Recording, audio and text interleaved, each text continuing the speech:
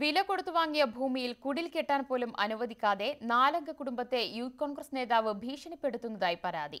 പാലക്കാട് വണ്ടാഴിയിലാണ് ഉദ്യോഗസ്ഥരുടെ ഒത്താശയോടെ യൂത്ത് കോൺഗ്രസ് നേതാവ് വീട് നിർമ്മാണത്തിന് തടസ്സം നിൽക്കുന്നുവെന്ന പരാതിയുമായി വീട്ടമ്മ രംഗത്ത് വന്നത്.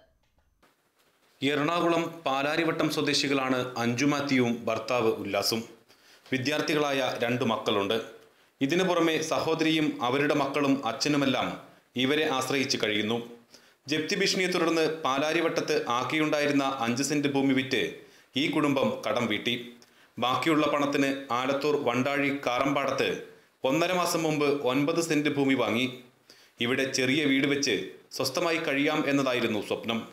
എന്നാൽ രേഖകളിൽ നിലം എന്ന് വ്യക്തമാക്കിയിട്ടുള്ള ഭൂമി കൃഷിസ്ഥലമാണെന്ന വാദവുമായി യൂത്ത് കോൺഗ്രസ് ആലത്തൂർ പാർലമെന്റ് മണ്ഡലം പ്രസിഡന്റ് പാളയം പ്രദീപ് ഈ ഭൂമിയിൽ കൊടിനാട്ടി നിർമ്മാണ പ്രവൃത്തി തടസ്സപ്പെടുത്തിയതായി അഞ്ജു മാത്യു ആരോപിച്ചു.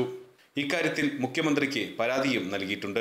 വടക്കഞ്ചേരി CI ഓഫീസിൽ നിന്ന് ഞങ്ങളെ വിളിപ്പിച്ചപ്പോൾ അവിടെ പാളയം പ്രദീപിനെ വിളിപ്പിച്ചിരുന്നു. അപ്പോൾ ആ സ്റ്റേഷനിൽ വെച്ച് പുള്ളി പറഞ്ഞു, നിങ്ങൾക്ക് KLU കിട്ടാതിരിക്കാനുള്ള സകല കാര്യങ്ങളും ഞാനും ചെയ്യുമെന്ന് പറഞ്ഞു. നിങ്ങൾക്ക് KLU കിട്ടാണ്ട് നിങ്ങളൊന്നും ചെയ്യാൻ പറ്റത്തില്ല.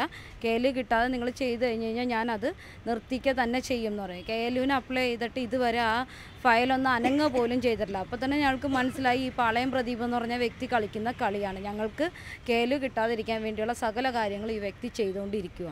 ഉദ്യോഗസ്ഥരെ സ്വാധീനിച്ച് ഇയാൾ KLU സർട്ടിഫിക്കറ്റ് തടഞ്ഞു വെച്ചതായും ഇവർ ആരോപിക്കുന്നു.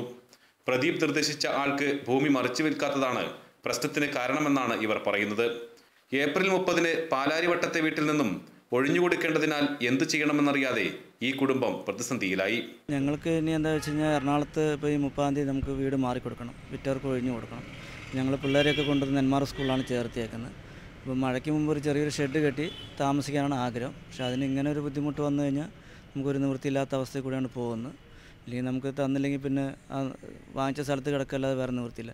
ഒരു വാടക വീട് എടുക്കാമെന്ന് വെച്ച് കഴിഞ്ഞാൽ മാസവരുമാനം നമ്മുടെ കയ്യിലില്ല. ഇനിയിപ്പോൾ അവിടെ നിന്ന് എന്തെങ്കിലും തൊഴിലിന് പോയിട്ട് വേണം എന്തൊക്കെ ചെയ്യും. ഒന്നാമത്തെ എത്ര പൈസ കിട്ടിയാലും ഇവിടെ രോഗത്തിന് തന്നെ തികയുന്നില്ല. അപ്പോൾ ആരോപണങ്ങൾ അടിസ്ഥാനരഹിതമാണെന്നാണ് പാളയം പ്രദീപിന്റെ നിലപാട്.